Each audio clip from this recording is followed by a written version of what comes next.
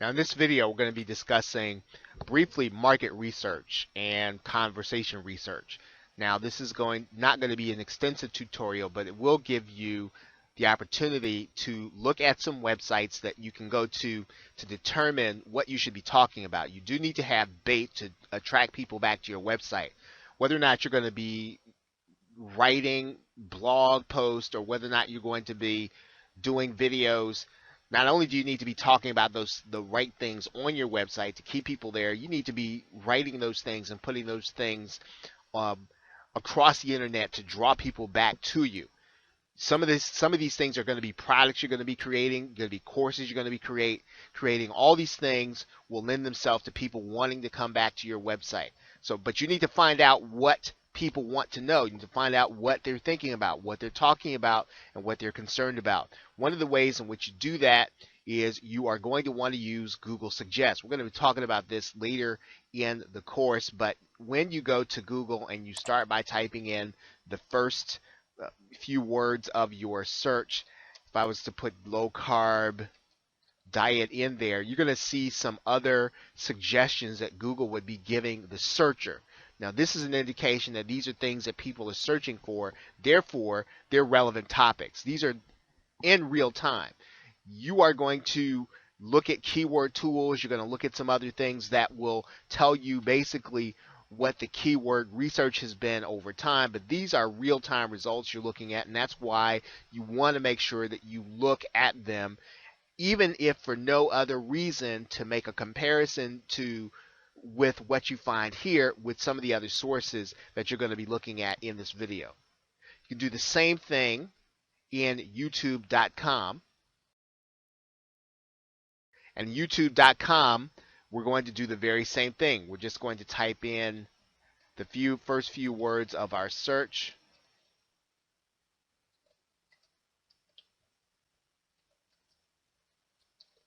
And then we're going to get some suggestions. Once again, these are searches that are done in real time. So you get the opportunity to find out what people are searching for, and then you can then adjust what it is you're going to be using as bait, what it is you're going to be creating your course about, what it is you're going to be creating your blog post about. I'm going to look at Google News also, and this is something that sometimes it's so basic that we don't look at them before we start looking to create content. This is where you can find the relevant content. You'll find about what people are reading about. You'll find out what people are discussing, even if it's online. So you will want to then put in here your search term, because if there's something recent that has happened, you will want to know about it. So we're going to search the news for our term. And you want to continue to find those terms that are relevant, and then you want to put them back into Google News. As you find new terms, you're going to come back here and find out what the news is. Is there something that just happened? Is there some celebrity that really has started to, let's say if you're working with a product, is there a new celebrity that's working with your product? You do want to find out what is going on in the news. Google News is a great way to do that. One thing that you can look at is Google Books Ngram Viewer. It will take a look at all the words in books over the course of a specific period of time. Now, this is not done in real time. It's not always done most recently, but you can find out, going back into time, what people have written about. So it's another way of doing research, not necessarily cutting edge, but it is a way of confirming what people are talking about and thinking about. Naturally, you will want to do a search in Amazon. You'll want to find out what the best sellers are. You want to find out what people are buying. This will always give you an indication of where people's hearts and minds are, and it will give you ideas on things you should be talking about, creating, and offering. So Amazon is yet another place where you must do research to find out. Amazon is probably the biggest online retailer in the world. You do want to find out what it is that people are buying and what it is people are doing when they're at Amazon. If you want to know what the conversations are in message boards and online forums, you can use a site called OMGILI. Now, there are other sites that are similar to this one. I think there's one called Board Tracker. They range in what they do. OMGILI is probably the most well known. You're going to put your search term inside of their bar, and you're just going to do a search, and you will find out what has been talked about over the specific period of time. Was there anything that was talked about over the last day in message boards? And you can go backwards in time, right? You can go past the past year, past month, past year, all time. So you do want to use this because this will determine where people have discussed things inside of private forums. And there's really not necessarily another way in order to do this kind of search. So it's a great way of finding out what's going on inside of the message boards.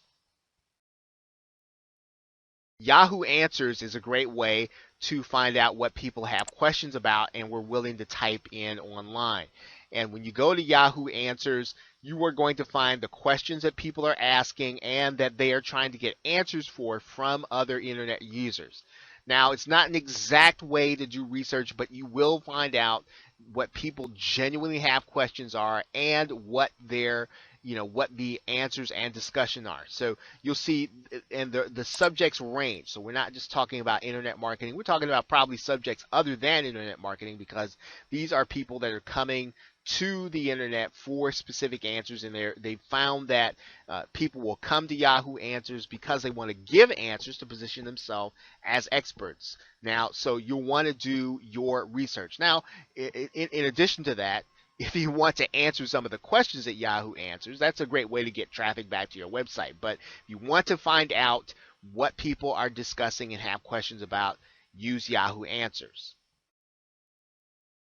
Google has a marketing research page called Think with Google.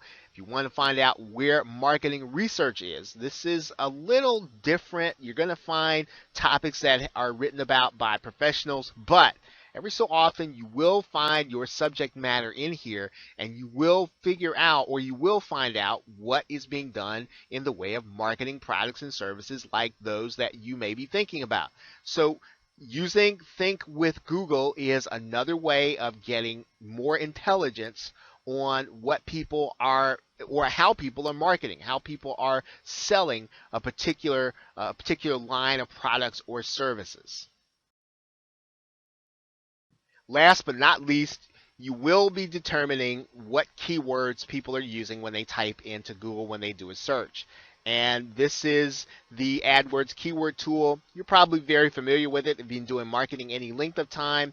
And you will be typing in the keywords, your basic terms. You can find out what related keywords people are looking at, what related terms people are actually using. This is, once again, it's probably one of the things that it's a necessary thing, but you still need to do all of the other ways, or you still need to take a look at all those other ways, because they will give you real-time information. What you're looking at in the keyword planner is not real-time information. It's the information that Google is giving advertisers to help them to advertise effectively, but it's not necessarily going to give you real-time information in order for you to create content and bait to get people back to your website. So, of course, you will use the Google Keyword Planner, and of course you'll do that, but make sure that you're using these other things that we have discussed in this video.